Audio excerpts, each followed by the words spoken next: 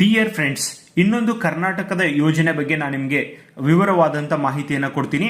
ಆಮೇಲೆ ಇದರ ಮೂಲಕ ನಾನು ಏನು ಹೇಳೋದು ಅಂದರೆ, ಯಾವ ಥರ ನ್ಯೂಸ್ ಪೇಪರ್ನ ಓದಬೇಕು, ಯಾಕೆ ಅದು ನಿಮಗೆ ಎಕ್ಸಾಮ್ ಒಳಗೆ ಉಪಯೋಗ ಆಕೈತಿ, ಎವ್ರಿ ಟೈಮ್ ಎಕ್ಸಾಮ್ ಮುಗಿನ ನಮ್ಮ ನೋಟ್ಸಿಂದ, ನಮ್ಮ ಕ್ವಶನ್ ಪೇಪರ್ಸ್ಗಳಿಂದ, ನಮ್ಮ ಟೆಸ್ಟಿಂದ ಯಾಕೆ ಕ್ವಶನ್ ಬಂದಿದ್ದಾವೆ ಅಂತ ನಾನು ಹಾಕ್ತೀನಿ. ಅಂದರೆ ನೋಡ್ರಿ, ಏನ್ ನಡೆದಿದೆಯೋ ಇವತ್ತು ಏನಾಗ್ತಿದೆಯೋ ಅದನ್ನ ನಾನೇ ಓದಿ ನಿಮಗೆ ಡೀಟೇಲ್ ಆಗಿ ನೋಟ್ಸ್ ಕೊಡ್ತಿರುವಾಗ ಯಾಕೆ ಬರೋದಿಲ್ಲ ಕ್ವಶನ್, ನೀವೇ ಹೇಳ್ರಿ.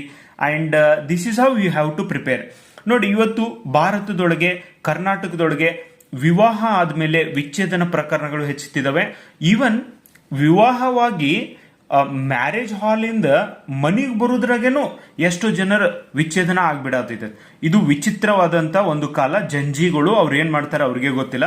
ಅಂಡ್ ವಿಚ್ಛೇದನ ತಡೆಗೆ ವಿವಾಹ ಪೂರ್ವ ಸಂವಹನ ಕೇಂದ್ರ ತೇರಿ ಮೇರಿ ಸಪ್ನೆ ಆ ಯೋಜನೆಯಿಂದ ಒಂದು ಪ್ರೇರಣೆಯನ್ನ ತೆಗೆದುಕೊಂಡು ಕೂಡಿ ಬಾಳೋಣ ಅನ್ನುವಂತ ಯೋಜನೆಯನ್ನ ಮಾಡಿ ರಾಜ್ಯ ಸರ್ಕಾರ, ಅದರೊಳಗೂ ರಾಜ್ಯ ಮಹಿಳಾ ಆಯೋಗ ಐತ್ಲಾ, 175 ಸಾಂತ್ವನ ಕೇಂದ್ರಗಳನ್ನ ಸ್ಥಾಪಿಸ್ತಿದ್ದಾರೆ. ಅಂಡ್ ಇವತ್ತು ಭಾರತದೊಳಗೆ ನೋಡಿ 2025-26 1 ಕೋಟಿ ಮದುವೆಗಳಾಗಿದ್ದಾವೆ. ಅಂಡ್ ಈ ಮದುವೆಯೊಳಗೆ 100 ಮದುವೆ ಆದ್ರೆ around 40 marriages are breaking. Okay, 40 ವಿವಾಹಗಳು ವಿಚ್ಛೇದನದೊಳಗೆ ಎಂಡ್ ಆಗ್ತಿದಾವೆ. ಇದಕ್ಕೆ ವೇರಿಯಸ್ ರೀಸನ್ ಕೂಡ ಇದಾವೆ. ಅಂಡ್ ನಿಮಗೂ ಎಲ್ಲ ಗೊತ್ತೇ ಇದೆ, ಇವತ್ತು ಸಾಮಾಜಿಕ ಮಾಧ್ಯಮ ಕೂಡ it's playing very very important role. So ಆ ತರ ಆಗ್ತಾ ಇದೆ.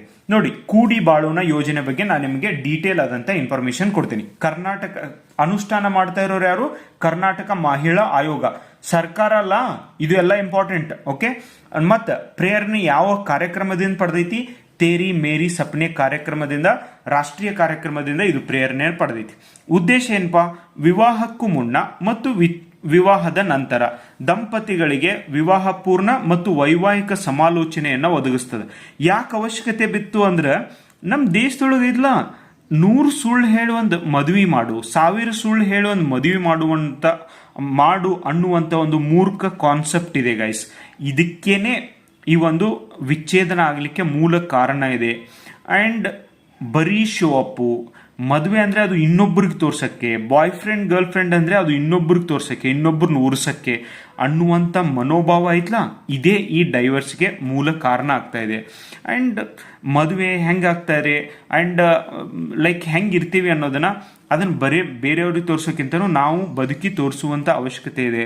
ಅಂಡ್ ಐ ಡೋಂಟ್ ಥಿಂಕ್ ಇವೆಲ್ಲ ಮೌಲ್ಯಗಳನ್ನ ನಮ್ಗೆ ಯಾವುದೋ ಒಂದು ಪ್ರೋಗ್ರಾಮ್ ಇಂದ ಮಾಡ್ಬೋದು ಅಂತ. But yes, we need to learn these values guys. ನಮ್ಮ ಪೇರೆಂಟ್ಸ್ ಇಂದಾನೆ ನಾವು ಕಲಿತಾ ಇಲ್ಲ. It is so unfortunate. But ಯಾವುದೋ ಒಂದು ಮಂಡ್ ರೀಲ್ಗಳಿಂದ ಏನೋ ಒಂದು ಅನಾಪ್ಷದಂಥದ್ದನ್ನ ನಾವು ಕಲಿತಿದ್ವಿ. ಅದನ್ನ ನಾವು ಒಳ್ಳೇದಾದಂತ ನೋಡಿ, ಈ ವಿಡಿಯೋನ ನೀವು ಯಾರ ಜೊತೆಗೂ ಶೇರ್ ಮಾಡಂಗಿಲ್ಲ. ಎದಕ್ಕಂದ್ರೆ ಇದನ್ನ ನೋಡಂಗೂ ಇಲ್ಲ ನೀವು ಶೇರ್ ಮಾಡಿದ್ರೆ. ಎದಕ್ಕಂದ್ರೆ ಇದು ನಾಲೆಜ್ ಕೊಡ್ತೈತಿ, ಜ್ಞಾನ ಕೊಡ್ತೈತಿ. ಆಮೇಲೆ ಜ್ಞಾನ ಜಗತ್ತನ್ನ ಆಳ್ತೈತಿ ಅಂತ ಯಾರೋ ಕೇಳಿದ್ದೆ ನಾನು. ಬಟ್ ಈಗ ಅನಿಸ್ತೈತಿಲ್ಲ, ನನಗೇನಿಸ್ತೈತಿ ಗೊತ್ತು, ಜ್ಞಾನ ಆಳಂಗಿಲ್ಲ, ಬಣ್ಣ ಬಣ್ಣದ ಮಾತುಗಳಾಡ್ತಾವ್ ಅಂಡ್ ಸುಳ್ಳುಗಳಾಡ್ತಾವ್. ಸೊ ಇದಕ್ಕೆ ಜ್ಞಾನಕ್ಕಲ್ಲ, ರೊಕ್ಕಕ್ಕೆ ಮಾತ್ರ ಮಹತ್ವ ಇದೆ. ರೊಕ್ಕ ಜಗತ್ತನ್ನ ಆಳ್ತಾ ಇದೆ ಅಂತ ನನಗನ್ಸುತ್ತೆ. ನಿಮ್ಗೇನ್ ಅನ್ಸ್ತದೆ ಕಮೆಂಟ್ ಬಾಕ್ಸ್ ಒಳಗೆ ತಿಳಿಸ್ರಿ. ನೋಡ್ರಿ, ಇದ್ರೊಳಗೆ ಏನೇನು ಸೇವೆಗಳು ಕೊಡ್ತಾರೋ, ವಿವಾಹದ ನಿರ್ಧಾರ, ವಿವಾಹ ಆಗಾಕತ್ತಿ ಅಂದ್ರೆ ಭಯ್ಯ ಇದಕ್ಕೆಲ್ಲ ರೆಡಿ ಇದೆ ನೀನು, ವಿವಾಹದ ನೋಂದಣಿ, ದಾಂಪತ್ಯ ಸಮಸ್ಯೆ ಕುರಿತು ಸಮಾಲೋಚನೆಯನ್ನ ನಡೆಸ್ತಾರ. ಮತ್ತು ಯಾರ ಇಲ್ಲಿ ಮಾಹಿತಿ ಕೇಳಕ್ ಬಂದಿರ್ತಾರ ಅದ್ರ ಗೌಪ್ಯತೆಯನ್ನ ಕಾಪಾಡ್ತಾರ. ನೆಕ್ಸ್ಟ್, ಜಿಲ್ಲಾ ಮತ್ತು ಈ ತಾಲೂಕು ಪ್ಲೇಸ್ ನಲ್ಲಿ 175 ಸಾಂತ್ವನ ಕೇಂದ್ರಗಳನ್ನ ಸ್ಥಾಪನೆ ಮಾಡ್ಯಾರ.